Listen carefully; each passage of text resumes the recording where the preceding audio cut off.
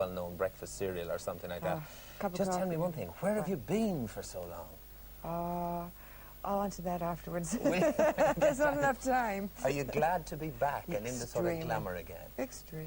Good. Even at this hour in the morning. And managing to put up with the likes of P. Stringfellow, etc. Oh, yeah, well, I'll tell you more about that later, too. Good. Good. These are excellent. These are all teases, and we're going to have more time to... That it's 10 minutes to 8, and it's August the 12th, and you're watching Good Morning Britain from TVAM with myself and Anne and Dusty Springfield. Now... Who can't get comfortable at all? Well, relax. All right. Take a couple of seconds and squiggle your bottom into the couch and everything. Yeah, get rid of the cushion. That's it. Excellent. Now you're much happier. Now I was... Try that one as well. You don't like that one either. Now, we'd hardly got the length of saying hello to you there a couple of minutes ago when we had to go off and do Popeye and things like that. But you were saying that you're glad, as it were, to be back and to be of course doing it again. What does it mean to you now to be back this time? I think it's a tremendous challenge, which is one of the reasons I stopped singing, is because I had lost that stimulation and that sense of challenge. And it took me an inordinate length of time to discover that I'm a singer and I'm meant to sing, so I might as well just get up off my you-know-what and get back to business. Yeah.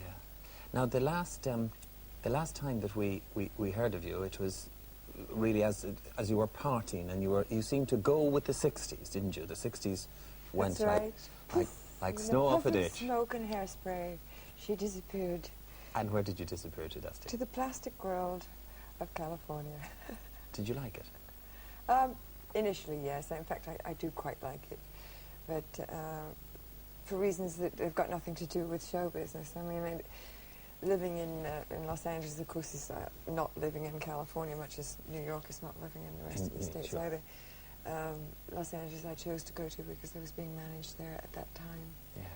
And it seemed like a good idea at the time, and it was for a long time, but you get pretty lost out there. And did any one thing happen, or was it a combination of the passage of history and just your own sort of irritation, your own itchiness, to cause you to come back, or to try and make a comeback? It was actually something I didn't solicit at all, and I'm definitely not into... Yeah, in any way, it was more than coincidence. I was moving flats, and the phone rang. It was the last day. You know when you go to check up, you see if you've emptied all the drawers and all that. Yeah. And the phone rang, and it was out of nowhere, Anne Murray's manager, who said, could I come here and do a TV special with Anne, which was done from the Albert Hall, but it hasn't been shown here yet. And then quite suddenly, in the new flat, and I don't know how people were finding me, the calls started coming in. And I hadn't made any calls, so it was quite extraordinary. And it seemed to me a definite sign that I should be doing something. When you came back and you made the first sort of re-entry into the pop atmosphere, what was the most noticeable change? This time around? Yeah, compared to the 60s. Because somebody said I made a career of comebacks. I would hardly call that quite true, but that's the word that we use. What's the most noticeable thing? That there's far more competition now, that the music is better than it's ever been. Hey? Oh, yes. Now, a lot of 60s fans might not agree with you. If Nick Owen, who, by the way, I just have to mention to you, is completely and totally in love with you and knows everything about you. Yes, lovely. He'll be in bits that he's not here. I'm doing fine with you. But I mean, Anne was, as Anne is saying, a lot of us 60s folk would 60s say. nuts. Yeah, so that's not so. True. Technically, perhaps I should say. I see. I mean... There was something different about the 60s there. It's not... There was something yeah, idyllic but a lot of it it doesn't stand up now. And when you listen to the charts now, it's very hard. The musical world has shrunk to such an extent that I look at Soul Train over here and I can't make out whether the record has been made here or in the United States. And the fusion of music, I find it so much more exciting. And I suppose for me on a personal level, it might have nothing to do with the public, but everything that I ever fought for in the 60s is now happening in the 80s. How extraordinary. That is nice. It's both generous and provocative, I think, of you to say that. I bet we'll get some calls about that. And your record here, Sometimes Like Butterflies, is actually released today. Yes? Is it? I think so. Yes, I think I'm right there. I think this is the day. Monday. Yes, this is Monday. Yes. The shops won't be open yet, but it is released today. And we're going to be hearing it a bit later on in the morning, about half an hour. We've got plenty of time to talk to Dusty. We have indeed. Will we do some birthdays? Yes. Dusty, you have a birthday card there. Would you like to read it out for us? Underneath the gun. This one? Yeah. Well, this is to wish you a happy birthday. Happy birthday to Sushma on the August the 12th, 85. It says, Dear Sushma, with love from Daddy, Mummy, and Sherry. That's lovely. And I have... And I don't know what camera I'm looking at because I can't see any of them anywhere. I have a happy anniversary one here. It's for Claudine and Leslie Mark of Bangor in County Down, Stirling. Says, congratulations on your golden wedding. Right. Love from John, Joy, Claire and Sarah, Peter and Pina, Ken, Anne, Ian and Neil to Claudine and Leslie Mark of Bangor in County Down. Bless you. And by the way, I have to say that Owen Galligan, who's a very good young friend of mine, he got into double figures yesterday. He was 10. Well done, young man. That's super. Excellent. Super. So I've got two Irish people here, one either side, sandwiched in between. And please, could you wish our son Robert a very happy birthday? Lots of love from Mummy, Daddy, brother Nicky. And you don't say where you come from, or what your surname is, or how old you are, but I'm sure you know. Okay? Now, one of the biggest surprise hits of the summer must be Walking on Sunshine from Katrina and the Waves. The All-American Band will be over. Those movements are so naff. What's so naff? Those movements. What?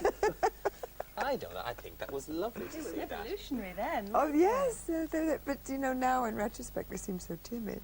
But then they were quite daring. But that was, but not only were the movements daring for the time, the programme itself and the general introduction to a wider audience of pop music was very revolutionary then, in its own way, wasn't it? Well, it certainly was, because Associated Rediffusion was basically a news station, and therefore it approached pop music in a very documentary manner, which a lot of people then slavishly copied. But it was actually the first one to approach it in that manner without the slickness of big sets and everything. I mean, it was good sometimes and bad sometimes for the artists, you know.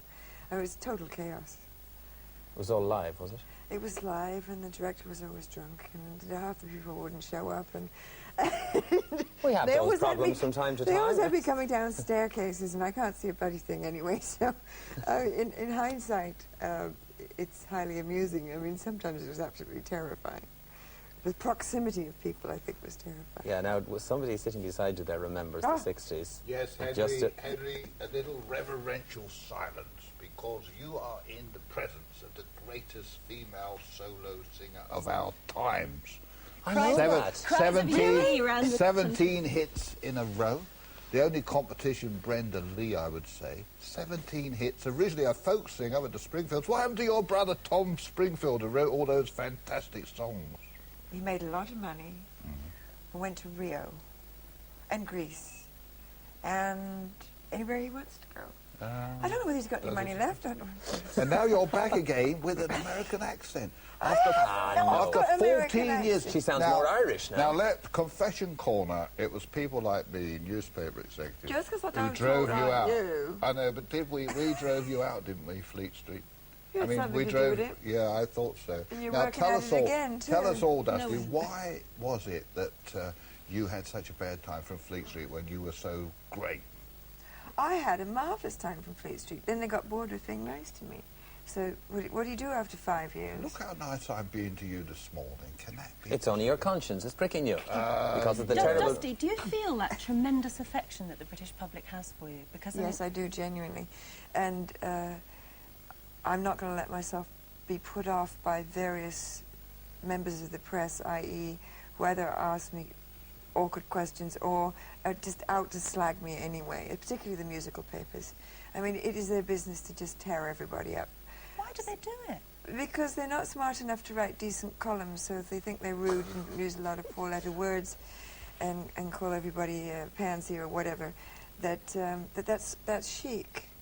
Whereas, you know, there are good musical paper writers, the Times and various other people, and they don't have to go through that to write a good piece. I mean, Jean Rook did a really marvellous piece the other day in the Daily Express, and she pushed me hard, but basically she was a great lady to do an interview with, and we liked each other immediately.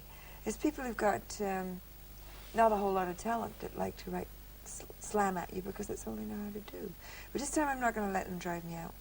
You're not bothered any longer. You're above it now, aren't you? That's right. Does it matter? I could say I don't give up, but I won't. I haven't got a bulletproof heart, but I have learned that it really doesn't matter. When- Up to Yeah. up to a point. Okay, a bulletproof heart. I like that. That's a Well, good somebody thing. called my makeup bulletproof, and that's all right. My heart is not. Your heart is not. The 60s, I mean, we